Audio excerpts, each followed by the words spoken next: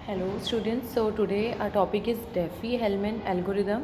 ये key exchange करने का एल्गोरिदम है।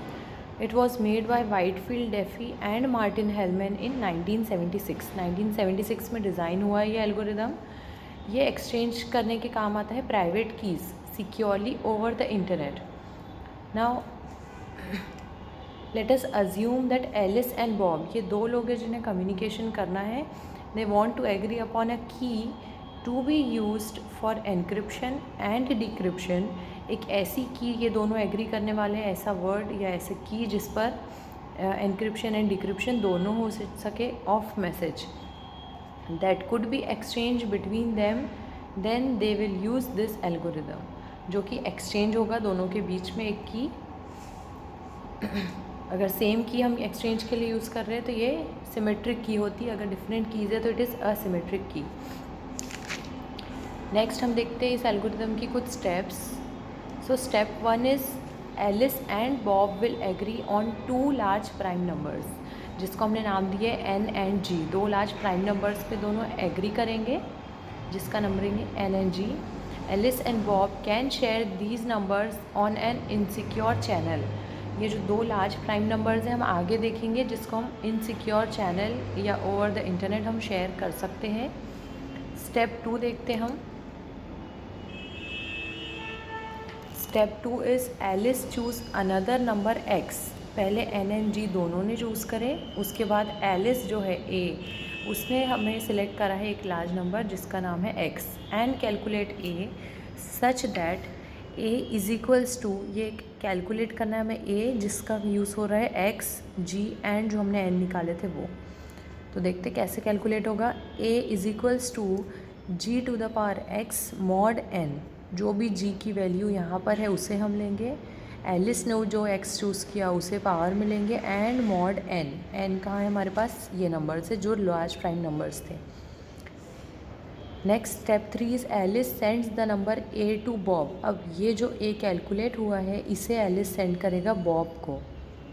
अब देखते हैं बॉब क्या करने वाला है नेक्स्ट।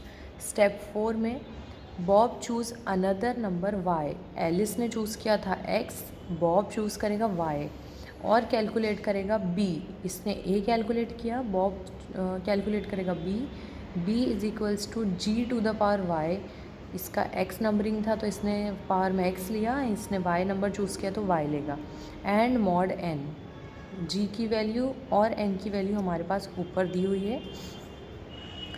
अब कैलकुलेट हो जाएगी बी की कुछ वैल्यू, तो Bob shares number B to Alice. Step 5 में बॉब ने जो भी कैलकुलेट किया है वो एलिस को शेयर कर देगा। अब ये जो है ये हमने बॉब को शेयर कर दिए है और ये बॉब ने एलिस को शेयर कर दिया है। दोनों के पास स्वैप हो चुका है। Alice now calculates the secret key. अब एलिस के पास में ये सब आ चुका है तो एलिस कैलकुलेट करेगा एक सीक्रेट की। सीक्रेट की जो है K1 कैलकुलेट करेगा एलिस। तो की सिलेक्ट करने के लिए, कैलकुलेट करने के लिए हमें लगेगा B, जो हमें लास्ट इसमें B की वैल्यू मिली थी। हम इस B को लेंगे और कैलकुलेट करने वाला है एलिस K1 और बॉब कैलकुलेट करेगा की 2। तो B की जो भी वैल्यू थी हमने यहाँ ले लिए। Okay, so this was K is equals to B to the power X। X जो भी वैल्यू हमने सिलेक्ट किए थे मॉड N लेंगे हम। और स्टेप 7 में Bob now calculates the secret key K2 is equals to A to the power Y mod N। ठीक है, ये एल्गोरिदम था हमारा। इसका हम एग्जाम्पल देखते हैं। अब एग्जाम्पल देखिए, N और G हमने सिलेक्ट करे थे, दो वैल्यूज़ जिस पर दोनों एग्री करे थे, two large prime numbers according to the algorithm. Alice ने कुछ एक एक्स की वैल्यू सिलेक्ट किया था जो हमने लिए 3। कैलकुलेट करेंगे हम ए एल्गोरिदम के अकॉर्डिंग, तो ए का हमें फाइंड करना था g to the power x mod n. तो g to the power x is g यानी 7, एक्स इज़ 3 एंड मॉड 11 मतलब एन की वैल्यू। तो 7 टू द पावर 3 मॉड 11, 7 को आप 3 टाइम्स मल्टीप्लाई करेंगे तो आता है 343 एंड मॉड 11। अब मॉड कैसे निकालते हैं हम, 343 को हम यहाँ लिख देंगे एंड जो भी उसका ये है डिवाइड करेंगे हम उसे 11 से। तो 11 से डिवाइड करने पर 11 3 ज़ा 33 हो जाएगा, 1 रिमाइंडर, एंड 11 1 ज़ा 11, तो 13 माइनस 11 इज़ 2। तो जो भी आपका रिमाइंडर आया है वैल्यू वो होता है आपका मॉड वैल्यू। तो ए की वैल्यू आ गई 343 मॉड 11 की 2। नेक्स्ट बॉब क्या कैलकुलेट करेगा? अभी बॉब हमें देगा y is equals to 6, Bob ने सिलेक्ट किया है। फॉर्मूला है b is equals to g to the power y mod n। तो g to the power y, g क्या है हमारे पास 7 है, तो it is 7 to the power y, यानी जो भी बॉब ने सिलेक्ट किया है। तो Bob has selected 6 number. Then mod n, n की वैल्यू पहले से है 11, तो it is 7 to the power 6 mod 11। इसकी जो वैल्यू आती है इट इज़ 117649 मॉड 11।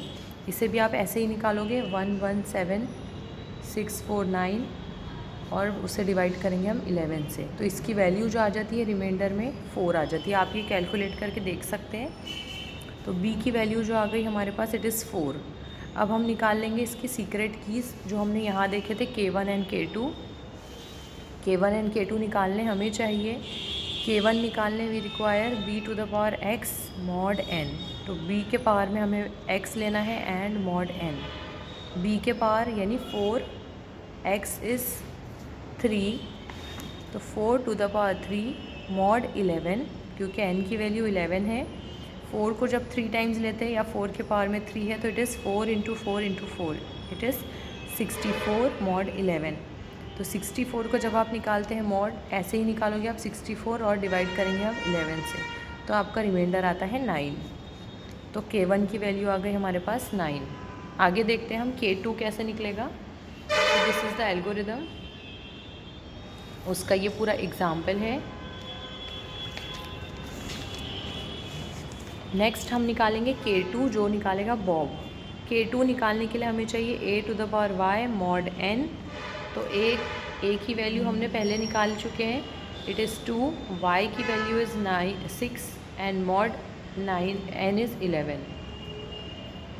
तो 2 to the power 6 is 64 mod 11। 64 को जब हम मॉड करेंगे 11 से तो वैल्यू आती है 9। सो हमारे पास क्या हो गया K1 और K2 9, K2 भी आ गया 9, तो दोनों हैं हमारे पास इक्वल।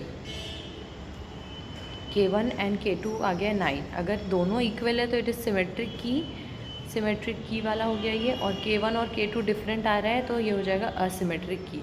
तो ये कैलकुलेट करने पे हमारा इक्वल आ गया विच इज़ K1 एंड